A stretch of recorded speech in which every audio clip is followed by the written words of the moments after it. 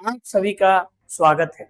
आप लोगों को बहुत बहुत मुबारकबाद और शुभकामनाएं। इस बार भी आपका जो पेपर था काफी अच्छा रहा। उस हिसाब से हम देखें कि यूपीपीसीएस लगभग आप देखेंगे तो पूरी यूपीएससी पैटर्न पे आपको आज क्वेश्चन पूछा है और हमें आप लोगों के सामने आते हुए बहुत खुशी हो रही है कि कुछ क्वेश्चन तो जो बच्चे हमारे को देख रहे होंगे डायरेक्ट हमारे क्लास से आए हैं और इसमें उस सारे क्वेश्चन पे हम लोग डिस्कस करेंगे कि कितने क्वेश्चन आए। तो अगर हम इसमें देखें तो ज्योग्राफी काफी वाइटल रोल यानी 25 क्वेश्चन आए हैं इस बार ज्योग्राफी से। तो आज हम इन सारे क्वेश्चन का एनालिसिस करेंगे। सिर्फ मैं आपको आंसर ही नहीं दूंगा बल्कि एक एक क्वेश्चन का विश्लेषण करेंगे यानी कि एनालिसिस करेंगे और ये एनालिसिस काफी आपको काम आएगा अन्य परीक्षाओं के लिए भी। तो आप हमारे साथ बने रहें और शुरुआत हम करते हैं यहाँ से।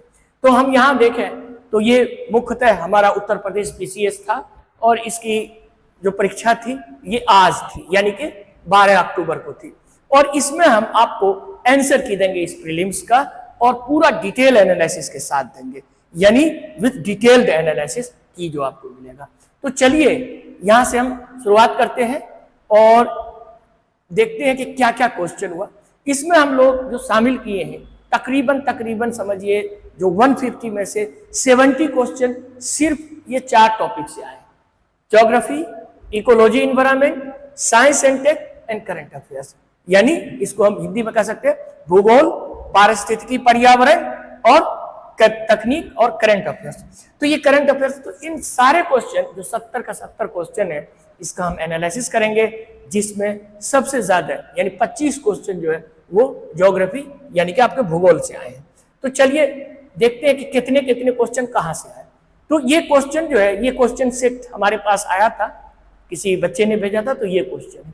तो इस आप लोग क्वेश्चन मिला भी सकते हैं, आप लोग के पास सबके पास अब क्वेश्चन होगा तो आप अपना क्वेश्चन लेके बैठ जाइए और मिलाइए कि ये क्वेश्चन आप सही किए या गलत किए हैं। उसी से आपको पता भी चल जाएगा कि आपका आगे का रिजल्ट क्या होगा। तो चलिए यहाँ चलते हैं। तो ये था, इसी क्वेश्चन पे हम शुरू करते हैं। तो सबसे पहले इसमें देखेंगे इसमें कितने कितने क्वेश्चन आए। तो ज्योग्राफी में 25 क्वेश्चन आए। तो यहाँ पे हम देखेंगे, यहाँ पे हम देखें टोटल तो ज्योग्राफी में 25 क्वेश्चन आपके आते हैं। ज्योग्राफी में 25 क्वेश्चन यानी 5 से शुरू हुआ है और 149 तक 25 क्वेश्चन। तो ये 25 क्वेश्चन काफी वाइटल है। एक एक क्वेश्चन को हम लोग देखेंगे, सिर्फ आंसर नहीं बल्कि आंसर का एनालिसिस भी करेंगे। दूसरा जो है वो है इकोलॉजी एनवायरनमेंट में 12 क्वेश्चन आए हैं। उसी तरह से तीसरा जो है वो साइंस एंड टेक में 17 क्वेश्चन है। यानी ज्योग्राफी के बाद देखेंगे तो सबसे बड़ा पोर्शन साइंस एंड टेक से आया है 17 क्वेश्चन। अब यहां देखेंगे करंट अफेयर से 16 क्वेश्चन। तो इन सब को मिलाइए तो आपको हो जाते हैं टोटल 70 क्वेश्चन। कैसे हो जाते हैं यहाँ पे देखिए आप, 25 क्वेश्चन ज्योग्राफी, 12 इकोलॉजी एनवायरनमेंट, 17 आपका हो गया साइंस एंड टेक और 16 करंट अफेयर्स। टोटल मिला के 70 क्वेश्चन आपके आ जाते हैं। तो इन सब क्वेश्चन को हम लोग एनालिसिस करेंगे और स्टेप बाय स्टेप, यानी पहले हम ज्योग्राफी देखेंगे, उसके बाद इकोलॉजी एनवायरनमेंट देखेंगे, उसके बाद साइंस एंड टेक देखेंगे और उसके बाद करंट अफेयर्स देखेंगे। तो चलिए यहां से हम ज्योग्राफी से शुरुआत करते हैं। तो ज्योग्राफी यानी कि भूगोल से। तो पहला क्वेश्चन देखिए, पहला क्वेश्चन ये पूछा था, अब आपके इसमें होगा, अब इसको मिला लीजिए आपका आंसर क्या होगा। तो पहला क्वेश्चन ये कह रहा है there are huge possibility of hydroelectricity in the Himalayan region. हम लोग जानते हैं हिमालय रीजन जो है काफी ऊंचा है और वहां पे ग्लेशियर रहता है, पानी हमेशा आता रहता है। तो वहां पे आप हाइड्रो इलेक्ट्रिसिटी यानी कि जो जल विद्युत है उसको अच्छी तरह से बना सकते हैं। तो पहला स्टेटमेंट ये कह रहा है, तो यानी पहला स्टेटमेंट तो ये सही है। दूसरा ये कह रहा है ईस्टर्न उत्तर प्रदेश एंड बिहार यानी जो पूर्वी उत्तर प्रदेश है आपका और Bihar can not utilise potential because Himalaya situated north lie in the boundary of the Nepal. चूंकि नेपाल के बाउंड्री के पास है इसीलिए यूपी और बिहार नहीं ले सकता है ये बात। तो ये बात सही नहीं है। आप कहेंगे सर कैसे सही नहीं है, तो ये गलत है। आप गलत कैसे है तो ये बता दें। चूंकि हम जानते हैं कि बहुत सारी, जैसे कि कोसी नदी है नेपाल से आती है, बहुत सारी यूपी की नदियां बिहार नेपाल से आती है, तो नेपाल और इंडिया का ट्रीटी बना हुआ है, आप जानते हैं। तो उस ट्रीटी के आधार पे हम उसको यूटिलाइज कर सकते हैं, जिससे नेपाल को भी फायदा होगा, इंडिया को भी फायदा होगा। इस वजह से ये स्टेटमेंट गलत है और ये स्टेटमेंट सही है। तो इसका मतलब हुआ, इसका जवाब हुआ सी, यानी ओनली वन हो गया। ठीक है, तो इसको हम हिंदी में भी देखते हैं यहीं पे, जैसा कि हम जानते हैं। तो इसको ये देखिए, भारत में जल विद्युत संदर्भ में निम्नलिखित में, यानी हिमालय क्षेत्र में जल विद्युत की विशाल संभावना है। पूर्वी उत्तर प्रदेश और बिहार क्षमता का उपयोग नहीं कर सकते क्योंकि उत्तर प्रदेश में ये सीमा, तो जैसा कि मैंने बताया नेपाल। तो इस हिसाब से आपका आंसर केवल एक होगा, आपके इसमें होगा। तो ये क्वेश्चन नंबर 5 था, जो क्वेश्चन हमको दिया गया था, जो उपलब्ध था मेरे पास। अब इसका आंसर जैसा कि मैंने बताया, तो ये देखिए स्टेटमेंट 1 इज, तो इस तरह से देखिए, यानी कथन एक है कि हिमालय क्षेत्र जल का संभावना बिल्कुल सही है, लेकिन नेपाल की सीमा पर स्थित होने के कारण इस क्षमता का उपयोग नहीं कर सकता, ये गलत है, जो मैंने अभी आपको डेफिनेशन से बता दिया। अब हम लोग दूसरी क्वेश्चन पे जाते हैं। दूसरा क्वेश्चन जो है वो ये, ठीक है, ये match the list first and second and select the answer from the given code below. ठीक, आप देखेंगे तो जैसा कि मैंने शुरू में ही आपको बताया था, यूपीपीसीएस और यूपीएससी लगभग पैटर्न समान चलता है। तो देखिए इसमें तमिलनाडु, राजस्थान, नागालैंड, मेघालय, मध्य प्रदेश, तो ये सारी चीजें। अब आप देखिए तो इसमें कौन कौन सा कह रहा है कि इसमें लिस्ट को मैच कीजिए। तो अब यहां देखिए, यहां पे अब यहां पे तमिलनाडु, बताइए क्या है, डोडा बेट्टा है, तो एक का 2 हो गया, तो 2 हो गया। अब यहाँ दोनों में 2 है।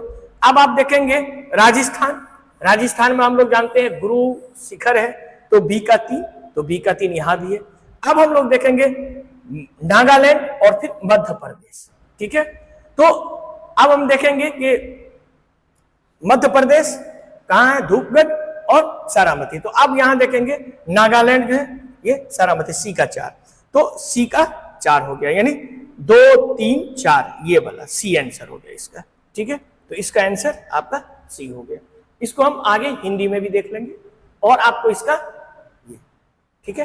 तो डोडा बेट्टा हम लोग जानते हैं तमिलनाडु में, राजस्थान गुरु शिखर, गुरु शिखर के बारे में आप लोग जानते होंगे कि अरावली का सबसे ऊंची चोटी, यानी अरावली का सबसे ऊंचा शिखर गुरु शिखर है, जो राजस्थान के उदयपुर में, आप जानते ही है। तो सारामती आपका जो नागालैंड का एरिया है वो में, तो इसको हम यहाँ पे आ जाते हैं और आंसर देखते हैं। आंसर सी हुआ। धूपगढ़ मध्य प्रदेश में, डोडा बेट्टा तमिलनाडु में, गुरु शिखर राजस्थान, जैसे मैंने आपको बताया, और सारामती नागालैंड। तो सारामती नागालैंड जो ऑटोनोमस वाला अभी कुछ दिन पहले हुआ था। तो ये सारी जो है, जो मैं आप लोगों को अक्सर क्लास में बताता हूँ कि ये सारी चीजें करंट अफेयर से जुड़ा होता है। तो इसीलिए आप जो ज्योग्राफी, शुरू में ही मैंने आपको बताया था कि ज्योग्राफी डायनामिक सब्जेक्ट होता है, तो इसको इस हिसाब से आप देखिएगा। तो ये आपका आंसर सी हो गया। आगे चलते हैं तीसरा क्वेश्चन पे।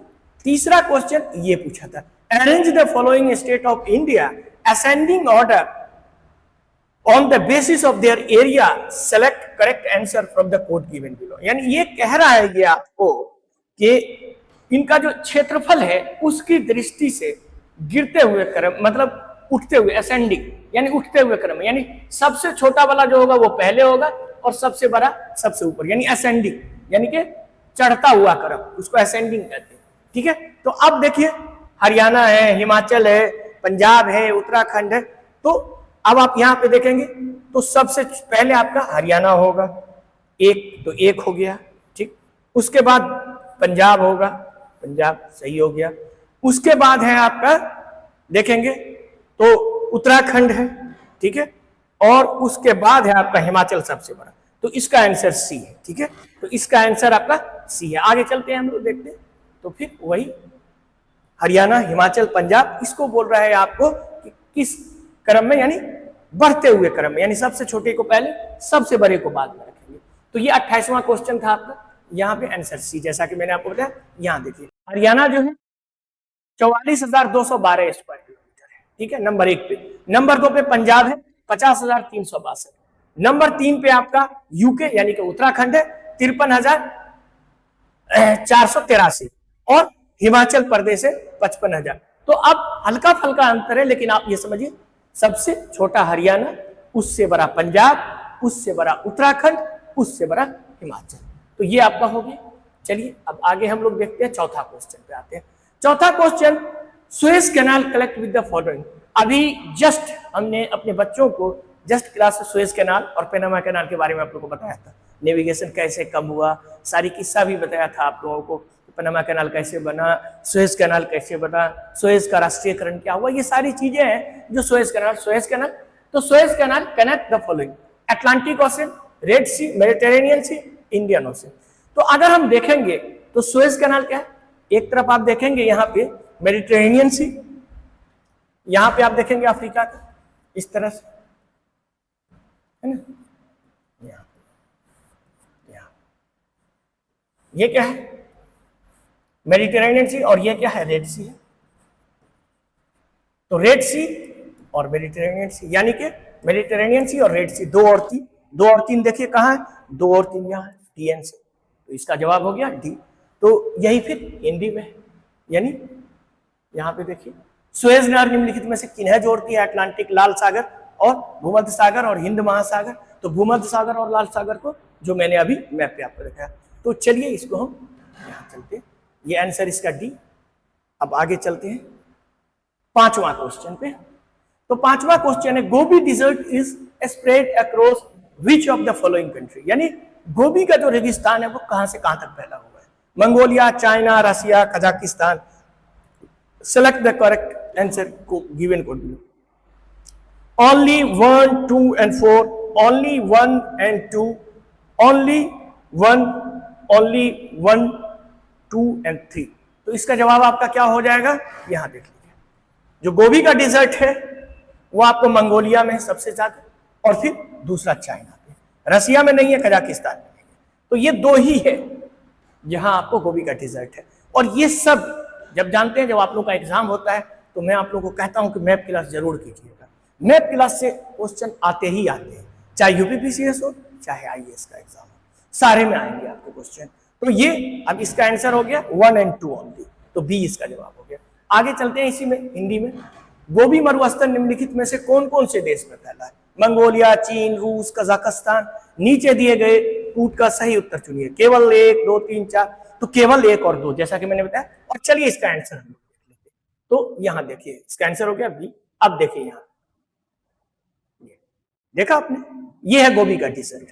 अब यहाँ पे हम लोग देखेंगे तो ग्लोबल लेवल पे आपको मैंने बताया था गोबी का डिजर्ट ये। अब ये डिजर्ट कैसे बना था इस पे भी हम लोगों ने फोकस किया था। याद होगा कि मैंने आपको एक डिजर्ट का मैप आप लोगों को क्लास में दिया था, और सिर्फ मैप ही नहीं दिया था बल्कि आपको ये भी बताया था कि ये डिजर्ट बना कैसे, बनने की प्रक्रिया थी। इसको कहा जाता है इंटीरियर डिजर्ट या कॉन्टिनेंटल डिजर्ट। कॉन्टिनेंटल डिजर्ट आखिर होता क्या है कि ये देखिए, ये सी है, यहां से बारिश होगी तो यही सब में खत्म हो जाएगा, यहां आते आते सारे पानी खत्म, और जहां प्रेसिपिटेशन कम, इवोपरेशन ज्यादा, उसी को हम लोग डिजर्ट कहते हैं। तो ये डिजर्ट हो गया, तो ये गोबी का डिजर्ट हो गया, ठीक है। तो ये गोबी का डिजर्ट हो गया। तो आगे आंसर, आगे चलते हैं हम लोग। तो आगे हम लोग छठा क्वेश्चन, 6th पे, match list first and second and choose the correct answer given below. यानी दोनों रिफाइनरी और स्टेट को आप मिला है, नयारा, उसी तरह से मनाली, उसी तरह से नामलीगढ़, टाटीपाका, तमिलनाडु, ये सारी चीजें आपको मिलाना है। तो अब आप इस तरह से मिला सकते हैं इसको। तो यहां पे हम लोग देखते हैं, यहां पे नयारा, मनाली, नुमालीगढ़ और टाटीपाका। तो इसको हम यहाँ पे ऐसे सीधे कर दिए हैं। देखिए इसका आंसर ए है। तो नयारा जो है ये रिफाइनरी गुजरात में, ठीक है। उसी तरह से दूसरा हम लोग देखेंगे तो मनाली रिफाइनरी तमिलनाडु, ठीक है, कुल्लू मनाली हम लोग जानते हैं, और नमालीगढ़ रिफाइनरी असम में है। और उसी तरह से हम लोग देखेंगे तो टापिका रिफाइनरी आंध्र प्रदेश में। तो ये इसका आंसर आपका ए हो गया। तो आप लोग, अगर आप लोग आप बैठे हैं देख रहे हैं, तो इसका आंसर आपका ए हो गया। चलते हैं आगे, और आगे देखते हैं हम लोग 7वां क्वेश्चन, यानी 7वां लेकिन 57 है। यानी जैसा कि मैंने बताया आपके पास जो क्वेश्चन होगा उसमें जो हमको मिला था उसमें क्वेश्चन नंबर 57 है जो ज्योग्राफी से आया। ये बेसिकली आयरन ओर के बारे में कहा गया है, ठीक है। तो केदारमुख आप देखिए, तो इसमें कहा गया है लिस्ट फर्स्ट और लिस्ट सेकंड को आप देखें, ठीक है। तो आप देखिए गुरु सामानी है, बैला डीला है, नौ मुंडी है और केदारमुख है। आप लोग ये सब बहुत आसानी से देख सकते हैं। नौ मुंडी सी है, आप देखिए तो ये सी का 1 है आपका, देखिए सी का 1 झारखंड है, तो उस हिसाब से इसका आंसर आपका सी हो जाता है। उस हिसाब से आगे देखते हैं इसको हिंदी में भी, तो ये देखिए, और ये सब यहाँ पे सी आंसर। गुरु मुहानी उड़ीसा में है, उसी तरह से बमडीला छत्तीसगढ़ में है, बाली डीला उसके बाद नौ मुंडी झारखंड में है, और उसी तरह से केदारमुख कर्नाटका में लोग जानते हैं। तो ये इस तरह से हम लोग देख लिया कि ये डिफरेंट है, तो ये मिला के आप देख सकते हैं सी आंसर इसका होगा। आगे चलते हैं हम लोग 8वां क्वेश्चन पे आते हैं। With the reference of ozone layer, ozone layer पे बहुत सारी चर्चाएं हुई थी, आपको पता ही है, और हम लोगों ने इसको पढ़ा था एटमॉस्फेयर के डिफरेंट लेयर के बारे लेयर के बारे में उसमें। तो ozone layer which is the following statement is correct. Ozone layer sealed the surface of the earth from the ultraviolet radiation from the sun. मैंने बताया था अल्ट्रावायलेट, और मैंने ये भी आपको बताया था अल्ट्रावायलेट ए बी सी बताया था कि ए को नहीं रोकता है, बी को रोकता है, पूरी तरह से नहीं रोक पाता, लेकिन सी को पूरी तरह से रोकता है। तो ये सारी चीजें मैंने आपको क्लास में बताया था। तो अल्ट्रावायलेट को रोकता है, तो इसका मतलब है कि ये जो है पहला स्टेटमेंट आपका सही है। अब दूसरा कह रहा है ozone depletion has been linked to the chlorofluorocarbon, बिल्कुल सही है। CFC जिसको बोलते हैं क्लोरोफ्लोरोकार्बन, जिसको हैलोकार्बन्स भी बोलते हैं, यानी ये क्लोरीन और फ्लोरीन होता है उस कार्बन को, तो उससे ये डैमेज हुआ था, आपको पता ही है। और उसके बाद क्या हुआ था आप याद कीजिए, मॉन्ट्रियल प्रोटोकॉल।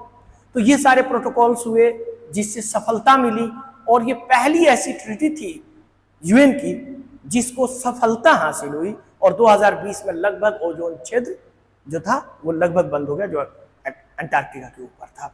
तो ये सारी चीजें आगे हम लोग देखते हैं। तो इसमें यहाँ पे ओजोन परत के संदर्भ में, तो अब आप देखिए दोनों, तो दोनों है आपका सही, ठीक है। तो इसका आंसर हो गया आपका डी, दोनों सही है। आगे चलते हैं हम लोग 9वां। Given two statement is one labelled as the assertion और रीजन, यानी असर्शन और रीजन ए और आर जानते हैं। तो असर्शन ये दे रहा है the Himalayan mountain different type of the vegetations are form. Himalayan mountain में डिफरेंट टाइप का आपको वेजिटेशन मिलेगा। और फिर दूसरा चीज कह रहा है रीजन क्या है कि Himalayan there is a variation in climate with the change of altitude. आपको याद है वर्टिकल जोनाइजेशन जो मैंने बताया था, यानी जो ऊर्ध्वाधर वितरण होता है, क्लाइमेट पढ़ाया था आप लोगों को। जो बच्चे हमारे साथ हैं जो इस बार यूपी दिए हैं, तो वो जानते हैं कि मैंने आपको पढ़ाया था। तो अब आप देखिए इसमें कि यहां पे क्या है, ये क्या कह रहा है, इसको हम लोग देखें। Himalayan mountain different type of vegetation. आप जब हिमालयन माउंटेन में जाएंगे तो आप जानते हैं हिमालय इस तरह से है, यानी ये आपका ग्रेटर हिमालय है, ये लेसर हिमालय है, ये आपका शिवालिक है।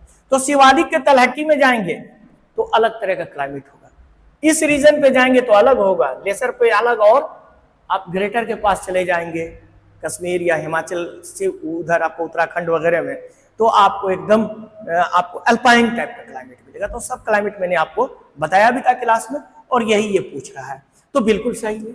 अब ऐसा क्यों होता है, दूसरा ये कारण आपसे पूछ रहा है कि ऐसा होता क्यों। तो ऐसा इसलिए होता है कि हम लोग जानते हैं जो ट्रोपोस्फीयर में है, जैसे जैसे ऊपर जाते हैं तो क्या होता है, ठंडी होती जाती है। यानी आप 1 किलोमीटर जाएंगे तो 6 डिग्री सेल्सियस कम हो जाएगा। यानी इसका मतलब है कि अगर आप 5 किलोमीटर ऊपर जाते हैं तो 6 पंचे 30 डिग्री सेल्सियस, यानी नीचे 30 है तो ऊपर 0 हो जाएगा।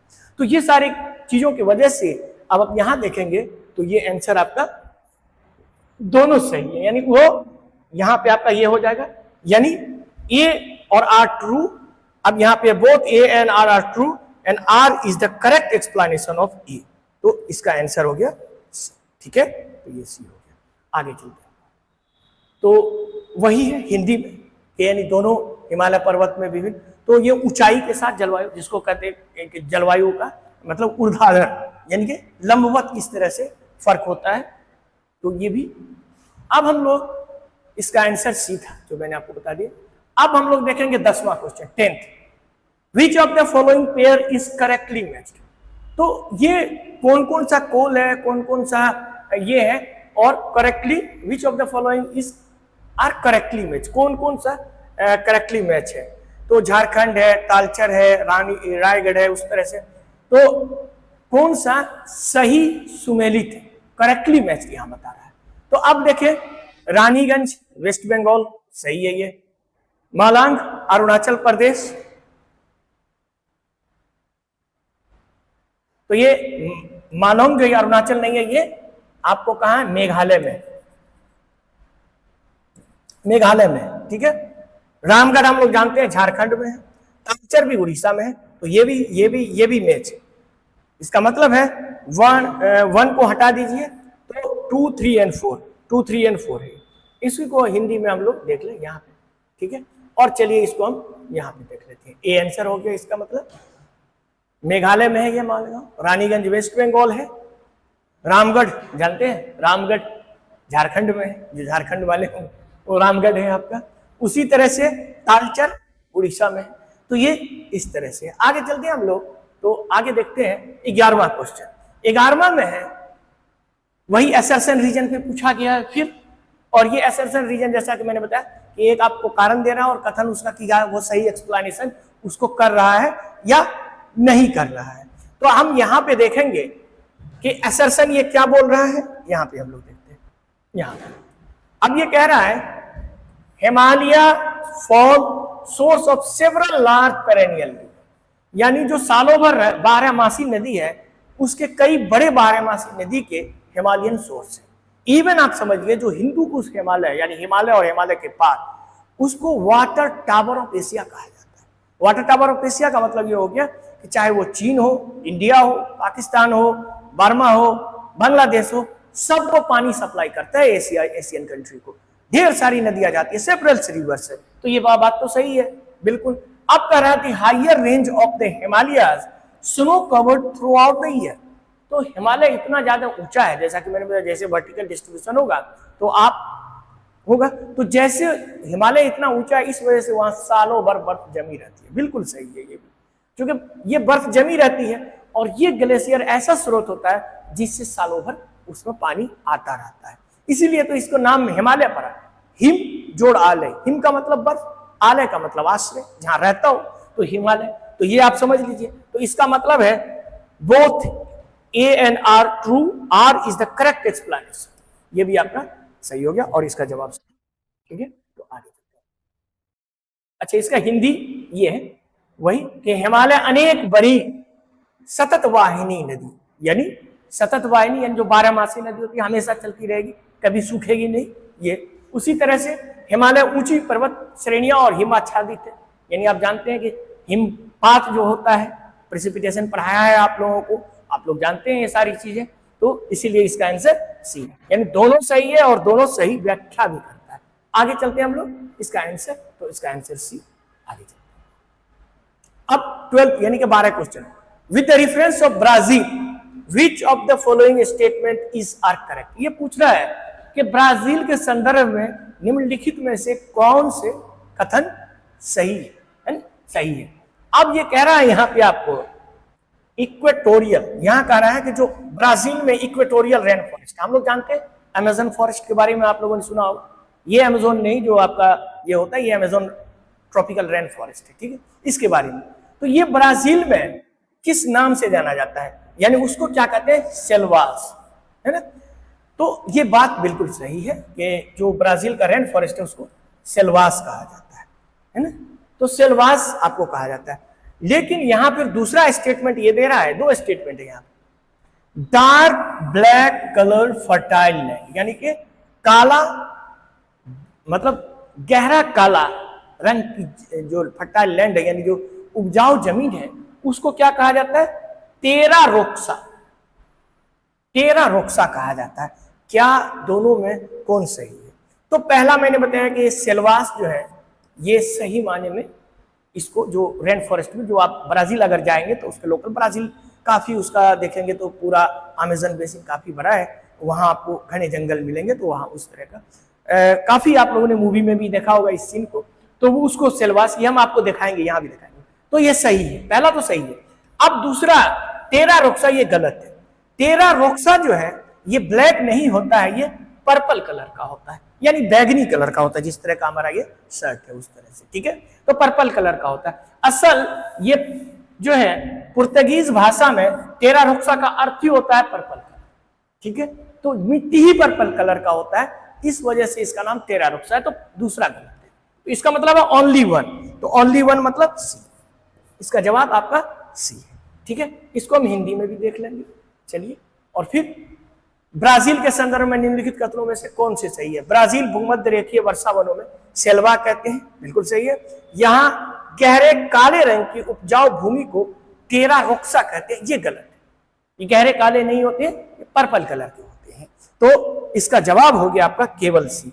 तो चलिए इसको हम यहां देखते हैं, ठीक है। आंसर तो Selva is another name of the tropical rain forest, जो आपको high temperature and abundant rainfall, हम लोग जानते हैं जो रेन फॉरेस्ट का मतलब ये है कि इक्वेटर पे पाया जाता है, high temperature, high rainfall, daily rainfall होता है, थ्रू आउट द ईयर होता है, ये सारी चीजें हम लोगों ने पढ़ा है। तो ये वेजिटेशन आपको मिलेगा। और terra rossa is a type of reddish purple, यानी लाल से पर्पल टाइप का, यानी बैगनी टाइप का सॉइल होता है in Brazil, and it's name literally of Portuguese, है ना, आया पर्पल, है ना, पर्पल अर्थ, ये पुर्तगीज, मैंने बताया ना पुर्तगीज से बना। अब जानते हैं जो ब्राजील का एरिया है वो पुर्तगाल का कॉलोनी था, पुर्तगीज लोग वहां पे गए थे पहले, तो उस हिसाब से वो पुर्तगीज वहां आपका बोला जाता है, इंग्लिश नहीं बोली जाती है। तो ये, तो इसका आपका जवाब हो गया। आगे चलते हैं हम लोग, दूसरा देखते हैं। ये देखिए, ये है आपको सेल्वा, जो मैंने आपको बताया इस तरह का जंगल होता है, यानी एकदम ग्रीनरी लगेगा, एकदम ऊंचे ऊंचे झाड़ इस तरह का। तो ये हो गया, तो ये तो सही है, लेकिन वो जो मिट्टी है वो मिट्टी काली नहीं होके क्या है, पर्पल कलर का, रेडिश टू पर्पल का है, तो वो आपका गलत था स्टेटमेंट। आगे चलते हैं हम लोग, आगे हम लोग देखते हैं 13 क्वेश्चन पे। तो इसमें देखें, with the reference to the Indian ocean which of the following statement is a correct? It was called by the ancient Greek as the Erythraean Sea. It's spread on the either side of the equator. Select the correct answer given the code below. अब ये सारी चीजें जो आप देखेंगे बिल्कुल UPSC pattern से UP ने पूछा है, तो ये अच्छी बात है, मतलब इनका स्टैंडर्ड बढ़ रहा है। तो अब यहां पे देखिए, ये एंशिएंट ग्रीक जो है, असल होता क्या था कि ग्रीक, आप ग्रीक का मैप देखेंगे तो यहाँ पे इस तरह से जो यूनान है, ग्रीस है, तो आप मेडिटेरेनियन सी इस तरह से, आपने अफ्रीका इस तरह से है, आप जानते हैं इस तरह से,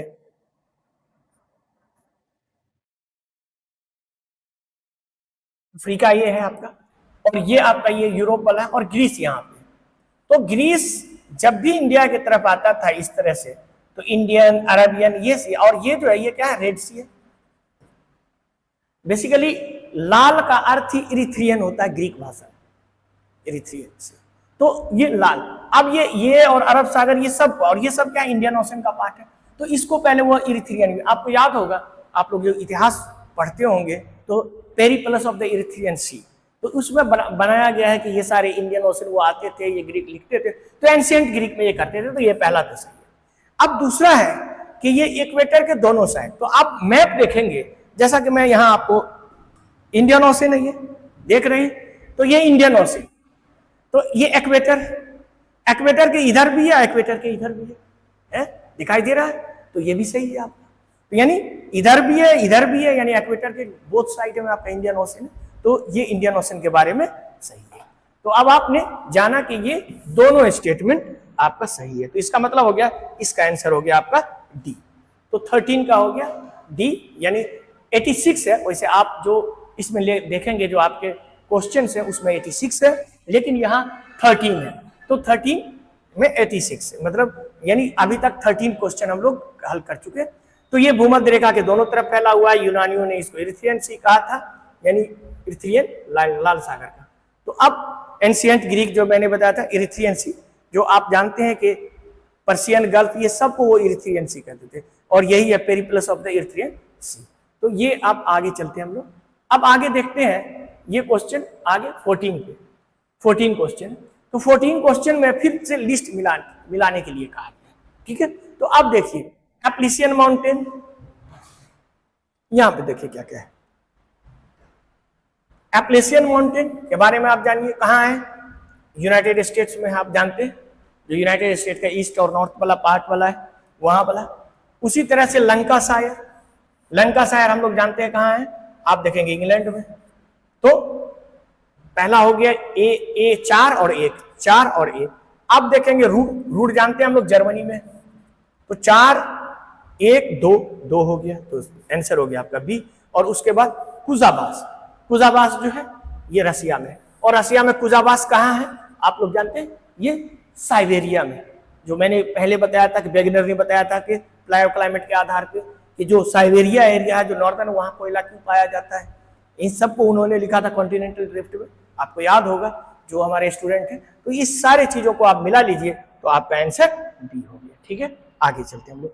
तो इसी को हम लोग हिंदी में, ये 92 क्वेश्चन था, 92 था। सूची एक इसको सुमेलित कीजिए, कोयला क्षेत्र और देश में। तो ये भी मैंने बताया था कि कोयला क्षेत्र का ठंडे देशों में पाया जाना, ठंडे एरिया में पाया जाना, ये वेगनर ने एक सबूत के तौर पे पेश किया था, है ना, आपको याद होगा। तो चलिए आगे चलते हैं हम लोग और आगे देखते हैं। इसी आंसर बी हो गया, एप्लेशियन, ये देख लीजिए, ठीक है, रूट, ठीक है। तो ये आप इसको देख लीजिए, ठीक। तो ये सारी चीजें, आगे चलते हैं हम लोग। तो आगे है 15 क्वेश्चन, 14 हम लोगों ने देखा, 1597 विच of the following is not a cold current. इनका ये कहना है कि इसमें से कौन ठंडी जलधारा नहीं है। इसका मतलब क्या हुआ? गर्म जलधारा है, सीधा बात पूछ रहा है ये आपसे। तो अब आप देखिए यहां पे अगुलहास करंट आप लोग जानते हैं गर्म जलधारा है। ब्राजील करंट, ब्राजील का गर्म जलधारा है, इस तरह से जो चलती है। अब ये ब्राजील है तो यहां पे चलती है ब्राजील करंट, आप लोग जानते हैं गर्म जलधारा, ठीक है। तो गर्म जलधारा, उसी तरह से हमबोल्ट करंट। अब हमबोल्ट करंट क्या है? वहीं पे जो हमने यहां पे अभी आपको बनाया था ये वाला, ये नॉर्थ अमेरिका का। तो ये तो ब्राजील का करंट है और ये हमबोल्ट करंट है। ये इधर से आती है तो ये ठंडी जलधारा है, और ये इक्वेटर की तरफ से आती है तो गर्म। मैंने शुरू में ही आप लोगों को बताया था कि एकदम सिंपल तरीका है समझने का कि अब आप करंट को समझिए। इक्वेटर की तरफ से जाएगी वो गर्म होगी, जो पोल की तरफ से आएगी वो ठंडी होगी। तो यहां से ये हमबोल्ट आ रहा है तो हमबोल्ट आपका ठंडा है, और कैलिफोर्निया करंट भी ठंडा है, उधर से आती है। तो अब आप यहां पे देख लीजिए, तो 3 और 4, और 3 और 4 देखिए कहां है, यहां पे 3 और 4, मतलब ए आंसर हुआ इसका, ठीक है। तो आगे चलते हैं लोग 15 पे। तो फिर हिंदी में कौन सी ठंडी महासागरीय धारा नहीं है, ठीक है, कौन सी नहीं है? तो हमबोल्ट और इसका कैलिफोर्निया को छोड़िए, तो अगुलहास और ब्राजील, ये 2 है, सॉरी। तो अगुलहास और ये, यानी हमबोल्ट नहीं है, कैलिफोर्निया वाला नहीं है, इसका मतलब ये पूछ रहा है गर्म। तो 1 और 2, 1 और 2 कहां सा है? सी, सी आंसर है आपका। तो सी आंसर हुआ आपका, ठीक है। तो इसका आंसर हो गया सी। अब यहां पे देखेंगे हम लोग, इसका आंसर सी हो गया। अब इसमें सब करंट हम लोग यहां देखेंगे तो सी, इसको यहां पे मैप पे देखते हैं, ये देखिए, ये बात। अब ये करंट यहां पे देखिए, इसका आंसर आपका हो गया सी। आगे इसमें यहां पे देखिए, ये हमबोल्ट करंट है, ये देखिए हमबोल्ट करंट है, कहां से आ रहा है? अंटार्कटिका के पोल की तरफ से आ रहा है। ये क्या है? ये ब्राजीलियन करंट है, ये देखिए कहां से आ रहा है? इक्वेटर की तरफ से आ रहा है, साउथ अटलांटिक इक्वेटोरियल करंट। ये आ गया कि इसको ब्राजील करंट कहते हैं, यहां से, क्योंकि ब्राजील के पास से आपका आता है। ये क्या है? इधर से आपका आया, इधर पूरा ठंडा एरिया, इधर से सटकते हुए आ गया। ये क्या है? कैलिफोर्निया करंट है। तो देख लिया आपने कि हमबोल्ट और कैलिफोर्निया करंट ठंडा करंट है, और ये जो है, और ये अगुलहास। तो अगुलहास करंट और ब्राजील करंट सही जवाब है, ठीक है, अगुलहास करंट और ब्राजील करंट। तो चलिए इसका जवाब आपका हो गया सी। तो अब आप इसको सी बना देंगे जो आपके इसमें होंगे। तो अब हम लोग आगे पे चलते हैं 16 क्वेश्चन पे। तो 16 क्वेश्चन ये था, आपसे पूछा था consider the following sources of world water supply, arrange them in descending order. अब जैसे वो असेंडिंग था तो ये डिसेंडिंग यानी घटते हुए, जो सबसे ज्यादा है वो सबसे पहले, और जो सबसे कम है वो सबसे बाद, यानी जो सबसे ज्यादा है उसको आपको करना है उस हिसाब से डिसेंडिंग। और आप लोग को याद होगा जो हमारे स्टूडेंट हैं तो वो जानते हैं कि ये आपको बाज़ाब्ता मैंने आंकड़े के साथ दिया था कि सबसे कम वाटर अगर है तो नदी में, उसके बाद आपको बताया था स्वाम्प यानी दलदली, उसके बाद झील, उसके बाद ग्राउंड वाटर, इस तरह से मैंने आपको समझाया था। तो सबसे ज्यादा अगर देखेंगे तो आपको किसमें है, ओशंस में है, ठीक है, ओशंस में। उसके बाद दूसरा में क्या होगा, ग्लेशियर। ओशंस के बाद जो 3% बचता है, उस 3% में से, यानी ओशन में आपका 97% है वाटर, और जो 3% बचता है वो आपको कहां बचता है, वो ग्लेशियर में, 2% ग्लेशियर में, और 1% जो बचता है वो आपको इधर है, बाकी सरफेस वाटर और इसमें, और उस 1% का 60% ग्राउंड वाटर में। तो इसका मतलब हो गया सबसे पहले ओशंस होगा, उसके बाद पोलर यानी 1 और 3। अब यहां पे देखिए 1 और 3 कहां गया, 1 और 3, और 1 और 3 के बाद आपको फिर 4 होगा, फिर 2 होगा, यानी बी आंसर हुआ इसका। तो इसको हम लोग फिर से जाएंगे बी में। 98 क्वेश्चन था ये आपके, उसका 98 है, तो 98 का बी आंसर होगा 1 3 4 2, और आपको मैंने डिटेल समझा दिया है। और जो आप लोग को लिखाया था, जो हमारे स्टूडेंट हैं जो वो देख रहे हैं, तो फिर से जाके एक बार रिवाइज जरूर कीजिएगा। अगर आप इसको रिवाइज करते हैं तो सिर्फ यूपी ही नहीं, यूपीएससी में भी इसी तरह के क्वेश्चन आते हैं, क्योंकि मैंने शुरू में ही आपको कहा कि यूपी और यूपीएससी का लगभग पैटर्न मिलता जुलता आपको लगेगा, ठीक है। तो आगे चलते हैं, तो इसका आंसर बी हो गया, ठीक है। आगे अब 17 पे आते हैं, 17 question. Which of the following pair is not correctly match. अब ये क्या कह रहे हैं कि करेक्टली मैच नहीं है, यानी सही सुमेलित नहीं। तो कौन सा है, अब देखिए बगलिहार डैम, जानते हैं कहां है, चेनाब रिवर पे, ठीक, कहां, जम्मू कश्मीर, ठीक, तो जम्मू कश्मीर में है। दूसरा है पंचदोह डैम, ये कहां है, ये रावी नदी, नहीं रावी नदी पे नहीं है, कहां, ब्यास नदी पे, ब्यास नदी पे। अब आप देखेंगे कह के नोट, अब श्रीशैलम, श्रीशैलम दिया तुंगभद्रा, ये भी गलत, किस पे है तब, कृष्णा नदी पे। तो कृष्णा है, ये ब्यास है, तो ये भी गलत हो गया, ये भी गलत मैच है। तो 2 और 3 देखिए कहां है, डी हो गया इसका मतलब नोट करेक्टली मैच, तो ये भी नहीं मैच है और ये भी नहीं मैच है, तो 2 और 3 डी आंसर हुआ इसका। यानी ये क्वेश्चन नंबर 113 है आपके, जो भी हमारे पास आया था क्वेश्चन उसका, और इसमें ज्योग्राफी में 17 नंबर क्वेश्चन है। और आप जानते हैं कि ये सारी चीजें जो डैम वाला था, आप लोग हमारे चैनल जो सिविल सर्विसेज जकी है उस पर तो मैं देता ही हूँ, उस पर आप देखेंगे कि मैंने कई क्लास दिया है मैप पे, और इस बार भी। इसीलिए मैं आप लोगों को कहता हूँ कि जब भी हो, अब तो वेदांश IAS से, तो वेदांश IAS भी आप ज्वाइन कर सकते हैं। यहाँ भी मैपिंग क्लास हम चलाएंगे, और हमारे मैपिंग क्लास में आप आइएगा। मैपिंग क्लास से श्योर एंड सर्टेन क्वेश्चन रहेगा, हर एग्जाम में रहेगा, तो इसको आप जरूर देखिएगा। ये यूपी ही नहीं, हर तरह के एग्जाम में आपको इससे क्वेश्चन पूछता है। तो चलिए आगे चलते हैं। तो रिवर और डैम पे तो होता ही है, तो बांध और नदी, तो बगलिहार बांध, पंडोह बांध, श्रीशैलम बांध, तो ये मैंने बता दिया कि ये ब्यास नदी पे है, ये कृष्णा नदी पे है, और ये चेनाब पे है, तो ये तो सही सुमेलित है। 2 और 3 नहीं सही सुमेलित है, तो 2 और 3 हो गया जवाब। अब हम लोग आगे चलते हैं, और आगे इसका जैसे कि मैंने बताया C, Baglihar dam, Chenab river, Pandoh dam, Beas river और श्रीशैलम, तो देख लिया। आगे चलते हैं हम लोग, और आगे देखते हैं 18 क्वेश्चन, 18 क्वेश्चन। यानी सोचिए अभी तक 25 क्वेश्चन ज्योग्राफी में, काफी वाइटल होता है। तो सोचिए एक सब्जेक्ट से आपको 25 क्वेश्चन आ जाता है, ज्योग्राफी कितना वाइटल होता है। अब ये डिफरेंट ट्राइब के बारे में पूछ रहा है, और इसमें फिर वही है, क्या पूछ रहा है, नोट। तो हमेशा जब भी एग्जाम देने जाइए, इसको जरूर आप नोट डाउन कीजिए। क्या पूछ रहा है कि नहीं है, ऐसा नहीं कि आप सही करके उसको गलत कर दें, यानी आप जानते हुए गलत कर दें। तो ये जानते हुए गलत करना, यानी कि सिली मिस्टेक करना, कभी कभी बहुत ही घातक होता है। तो इसको हम लोग देखते हैं। बुशमैन, कालाहारी डिजर्ट, बिल्कुल सही है। एस्किमो, नॉर्दर्न कनाडा, बिल्कुल सही है। पिग्मी, हम लोग जानते हैं। कांगो बेसिन, बिल्कुल सही, हम लोग जानते हैं। कांगो बेसिन में आप देखेंगे तो 6th क्लास का 7th क्लास की बुक में भी आपको नहीं मिल जाएगा, ठीक है। तो ये सारी चीजें मिलेंगी, तो ये तो है ही है। अब बचा है मसाई मरा। अब आप अफ्रीका का मैप देखेंगे इस तरह से, तो इस तरह से अगर अफ्रीका को हम यहां बनाएं इस तरह से,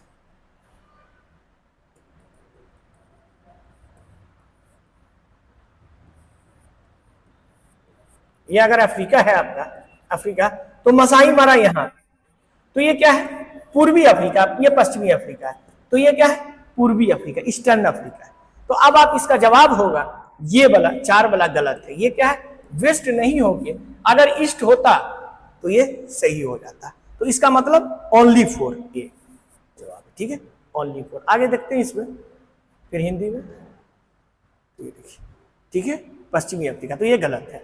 तो इसको चलिए हम लोग देखते हैं, इसका जवाब ए होगा। बुशमैन, कलाहार डिजर्ट, नॉर्थन कनाडा में इसके पाया जाता है, कैनेडियन पिग्मी, कॉन्गो बेसिन का पूरा एरिया में आपको मिलेगा, और मसाई ईस्ट अफ्रीका में। बहुत बड़ा तंजानिया और कीनिया की तरफ आप देखेंगे तो मसाई मारा नेशनल पार्क है ना, बहुत उसमें जानवर सब तरह तरह के जिराफ हैं, कई कई चीजें हैं। अक्सर आप लोग रील पे जरूर वीडियो देखते होंगे, लेकिन जब पढ़ाई वाली बात आती है तब बच्चे ये हो जाते हैं। लेकिन ज्योग्राफी तो काफी स्टैंडर्ड सब्जेक्ट है, काफी अच्छा है। आगे चलते हैं हम लोग, तो आगे हम लोग फिर आगे, ये 115 है, यानी कि टोटल आपका 19वां जो है ज्योग्राफी से। अभी हमारे पास और 5-6 क्वेश्चन बचे हैं, यानी 25 था।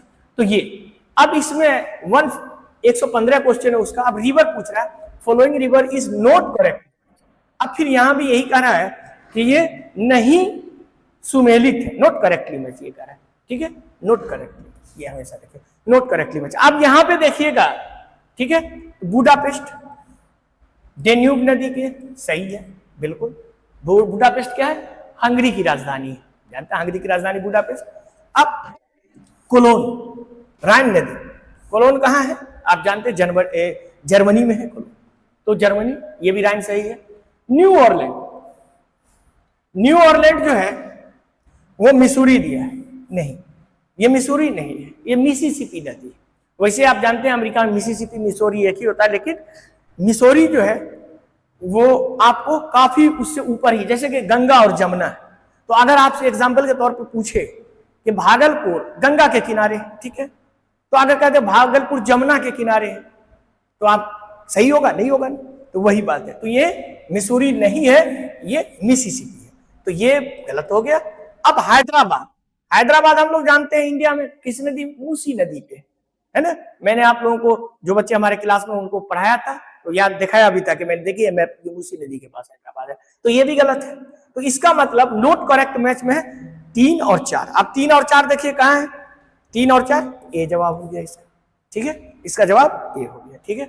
आगे चलते हैं हम लोग, तो इसका हिंदी में देख लीजिए, बुडापेस्ट डेन्यूब, कोलोन राइन, न्यू ऑरलैंड्स मिसौरी, हैदराबाद पेलेरू, पेलेरू नहीं मूसी नदी पे है। तो इसका कौन सा सुमेलित नहीं है, तो 3 और 4 सुमेलित नहीं है, बाकी ये दोनों सुमेलित है, ठीक है। तो आगे हम लोग इसी में चलते हैं, तो 115 इसका आंसर हम लोग देख लेते हैं। ए, जैसा कि मैंने बताया, Budapest Danube river, Cologne New Orleans, New Orleans जो अमेरिका का शहर है जानते हैं, हैदराबाद इंडिया समझते हैं मूसी रिवर के पास है, तो हैदराबाद, ये सारी चीजें हम लोगों ने देख लिया। अब हम लोग आगे देखेंगे, और आगे है यहाँ पे ये 20वां क्वेश्चन। अब बस 5 क्वेश्चन बचे हैं।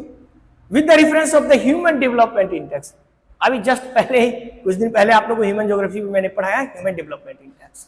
तो इसमें हमने देखा था UNDP published first human development report इन 1990। ये मैंने बताया था, आप लोगों को याद होगा कि पहली बार 1990 में ये पब्लिश हुआ था, और किसके सहयोग से, जो मैंने बताया था महबूबुल हक साहब थे, ये लिखा हुआ है सही में, तो 90 में हुआ था, तो ये तो सही है। लेकिन फर्स्ट टीम जो था, जो डेवलप किया था, वो महबूबुल हक थे, लेकिन उसके साथ ये नहीं थे, कौन थे याद कीजिए, अमर्त्य सेन, याद है, अमर्त्य सेन ने बाद में एक उपागम भी जोड़ा। तो अमर्त्य सेन और महबूबुल हक, जो Amartya Sen Nobel prize winner थे, और महबूबुल हक, दोनों मिलके, यानी एक पाकिस्तान के एक इंडिया के, दोनों मिलके ये सारी चीजें की थी। तो इसका मतलब है ओनली वन, ओनली वन मतलब सी है, इसका जवाब आपका सी है। तो ये 120 है आपके क्वेश्चन पेपर का, क्वेश्चन नंबर 120, और यहाँ पे 20, यानी ज्योग्राफी से 20 क्वेश्चन हुआ। अभी 5 क्वेश्चन और बाकी है, 25 क्वेश्चन था ज्योग्राफी से। तो चलिए आगे चलते हैं। तो अब मानव विकास सूचकांक के संदर्भ में, जैसे मैंने बताया, महबूबुल हक और एस प्रिसनर, नहीं एस प्रिसनर नहीं था, ये था अमर्त्य सेन। आगे चलते हैं हम लोग, आंसर तो मैंने बता ही दिया था, आप देखिए इसके बाद नोबेल लॉरेट अमर्त्य सेन के साथ, ठीक है। तो अब अभी मैंने बताया था। 21वां क्वेश्चन, 21वां क्वेश्चन है, ये देखिए, पास और स्टेट और यूनियन टेरिटरी। तो अक्सर हम पूछते हैं, जो दर्रे होते हैं इसको हमेशा याद रखिएगा, इससे हर एग्जाम में पूछते हैं। इसीलिए मैंने आपको फिर से कहा और फिर से मैं कह रहा हूं, आप लोग मैप क्लास जरूर ज्वाइन करें, क्योंकि मैप में ये सारे दर्रे हम लोग कवर करते हैं और सारी चीजें इसमें आपको पता चल जाएगा कि लिपुलेख। और इसमें लिपुलेख आप जानते हैं कि क्या अभी हाल फिलहाल में आपका चर्चा में था, नेपाल से विवाद को लेकर के। अब नेपाल तो लद्दाख के पास नहीं है ना, नेपाल कहाँ है? उत्तराखंड के पास है। तो ये उत्तराखंड में लिपुलेख। तो पहला कह रहा है नोट करेक्टली, तो ये तो आपका नोट है, सिक्किम भी सही है, बोमडिला भी आपका, ये आपका, और उसके बाद शिवकिला हिमाचल प्रदेश। तो ये आप इसको यहाँ पे देखिए, आगे देखते हैं हम लोग। तो अब आगे हो गया। तो इसमें निम्नलिखित में से कौन से सही सुमेलित है? लिपुलेख, लद्दाख, नाथुला। तो ये अब इसके आगे हम लोग देखेंगे। तो अब आप देखिए कौन सा सही सुमेलित नहीं है, तो आंसर सी है। अब जैसे लिपुलेख, जैसे मैंने बताया उत्तराखंड, नेपाल से ये था, नाथुला सिक्किम, बोमडिला अरुणाचल प्रदेश सही था, और फिर शिवकिला हिमाचल प्रदेश। तो बाकी कौन था? ये नहीं था, लिपुलेख। तो लिपुलेख के बारे में जैसे मैंने बताया कि कुछ चीजें न्यूज में आती है, उस पर जरूर ध्यान दीजिए, और फिर उस न्यूज से, उस करंट से आपको मैपिंग को करना होता है। तो उससे कोई भी क्वेश्चन आपका जल्दी छूटेगा नहीं, कोई भी कॉम्पिटिटिव एग्जाम। अब ये 22वां क्वेश्चन है, given below two statement is assertion A और बी। फिर वही असर्शन और रीजन की बात हम लोग कर रहे हैं। तो इसमें देखिए, India's success is critical in the global success of the sustainable development goal. India's account for already 1/6 of the total world population. तो दुनिया का जो पॉपुलेशन है, जैसे मैंने उस दिन ही पढ़ाया है, तो आपको बताया है कि तकरीबन 17%, 17.3% है। उसको अगर मोटे तौर पे करेंगे तो 1/6 हो जाता है। तो ये भी सही है और ये भी आपका सही है। चूंकि इतना ज्यादा पॉपुलेशन है तो हमको सस्टेनेबिलिटी अपनाना होगा। यानी अगर हम सस्टेनेबल यानी टिकाऊ विकास नहीं करेंगे तो फिर दुनिया के लिए भी खतरा हो सकता है। तो ये सारी चीजें थी, तो इसको हमने, इसका जवाब यहाँ पे आपका है। तो ये भी आप देख लीजिए, सी है। आगे चलते हैं हम लोग, बस अब 23 से 2 क्वेश्चन और बचे हैं। तो न्यूक्लियर पावर प्लांट और स्टेट, कौन सा न्यूक्लियर पावर प्लांट कौन से स्टेट में है वो हम लोग देख रहे हैं। तो आप लोग यहाँ पे जानते ही हैं सारी चीजें, फिर भी मैं बता देता हूं। कुडैकुलम आप जानते हैं कि कहाँ है? तमिलनाडु में। काकरापार कहाँ है? गुजरात में है। कैगा कहाँ है? कर्नाटक में है, आप लोग जानते ही है। और रावत भाटा कहाँ है? राजस्थान में है। तो आप इससे मिला लीजिए इस तरह से। तो अब यहाँ पे देखिए, कुडैकुलम तमिलनाडु 1 का 2, ठीक है। काकरापार गुजरात 4, ठीक है। उसके बाद कैगा कर्नाटक 1, तो 1 इसमें नहीं है, तो 2 और 4 के बाद 1, 2 और 4 के बाद 1, तो डी आंसर हुआ इसका। तो इसका आंसर हो गया डी। तो चलिए बस हो गया, 2 क्वेश्चन और बचे। तो ये अब इसको हम यहाँ पे देखेंगे, आंसर डी हो गया ये, ठीक है। तो कुडैकुलम तमिलनाडु, काकरापार गुजरात, कैगा कर्नाटका और रावत भाटा, ये सारे न्यूक्लियर प्लांट हैं हमारे। तो इसको हम लोग देख लेंगे। अब लास्ट बचा है एक क्वेश्चन और, 24 हो गया। Match the list 1, match the list 1 and 2। तो ये में देखिए पोर्ट, अक्सर पोर्ट में, यूपीएससी में भी इसी तरह से पूछा था और इसमें भी पूछ रहा है। तो ये पोर्ट है, इसमें पारादीप आप देखेंगे तो आप जानते हैं पारादीप कहाँ है? गुजरात। अब ये कह रहा है कि लिस्ट में कौन सा मैच करना है आपको। तो पारादीप आपका उड़ीसा 1 का 3, 1 का 3 यहां भी है और यहां भी है।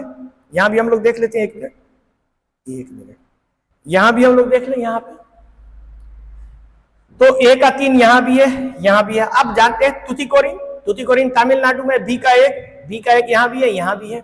अब हम देखते हैं काकीनाडा, काकीनाडा आंध्र प्रदेश में सी का 4। अब सी का 4 कहां है? यहां पे। इसका मतलब ए हो गया, इसका जवाब हो गया ए, ठीक।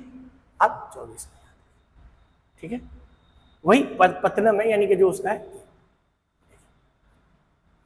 ठीक है। तो पारादीप उड़ीसा, काकीनाडा आंध्र प्रदेश, तुतिकोरिन तमिलनाडु, अल्पुझु केरला, है ना।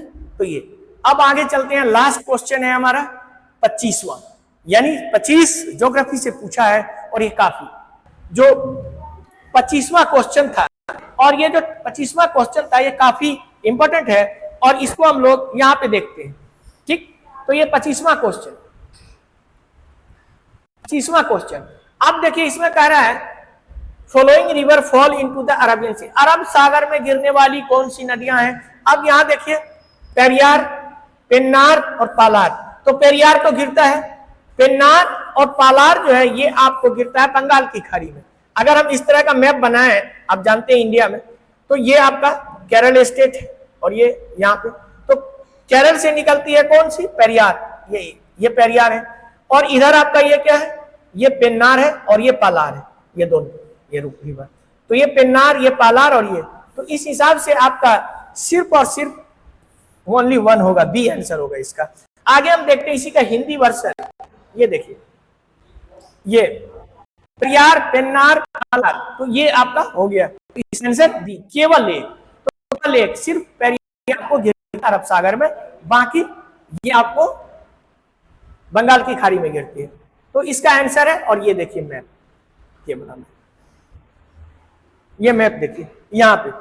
अब ये देखिए, ये है पेन्नार, यहां से निकलती है, और ये उसी तरह से ये क्या है, पालार रिवर, छोटी रिवर है, ये सब छोटी नदियां। लेकिन कभी कभी छोटी नदियां भी काफी इंपॉर्टेंट हो जाती है, क्योंकि इससे पूछा जाता है अक्सर क्वेश्चन। तो ये आपका हो गया। तो ये आप देखेंगे कि ये दोनों रिवर्स, और यहाँ पे आप देखेंगे कि यहां से निकलती है, और ये आपका ये पेरियार रिवर है। तो पेरियार रिवर अरब सागर में गिरती है, और ये दोनों बंगाल की खाड़ी में गिरती है। तो इसका आंसर आपका बी हो। नेक्स्ट एनालिसिस जो हमारा होगा वो इकोलॉजी, काफी टाइम हो गया है, लेकिन हम लोग कल इसको जरूर देखेंगे, और आप लोग चैनल को सब्सक्राइब जरूर कीजिए। और ये सारी चीजें जो इकोलॉजी, एनवायरनमेंट है, साइंस टेक है और करंट अफेयर्स है, ये काफी बड़ा हिस्सा है जो कवर करता है। तो ज्योग्राफी चूंकि इकलौता ऐसा पेपर था जिससे 25 क्वेश्चन आपके आए हैं, जो काफी वाइटल हो जाता है, और आपने देखा कि किस तरह से, तो अब आप लोगों ने देखा होगा, आपको आंसर मिल गया होगा, सेटिस्फेक्शन के साथ आंसर मिला। ऐसा नहीं है कि हमने एक अभी का ऐसी इस तरह से किया है, आपको एक एक चीज समझाया भी। तो चलिए मिलेंगे अगले इसमें हम लोग, तो तब तक के लिए अपना ख्याल रखिएगा, और इस क्वेश्चन को जरूर बनाइए। और कल जो है हम लोग ecology, environment, science and tech, और उसके साथ ही साथ करंट अफेयर से जो न्यूज आए हैं वो सारे क्वेश्चन कल आपको मिल जाएगा। इसका मतलब है कि आपका आधा, यानी कि 70 क्वेश्चन आपका जो इस पोर्शन से आए हैं, जो मैंने आपको शुरू में बताया था, वो सारे आपको मिलेंगे। तो चलिए, वीडियो देखने के लिए आप सभी का बहुत बहुत शुक्रिया।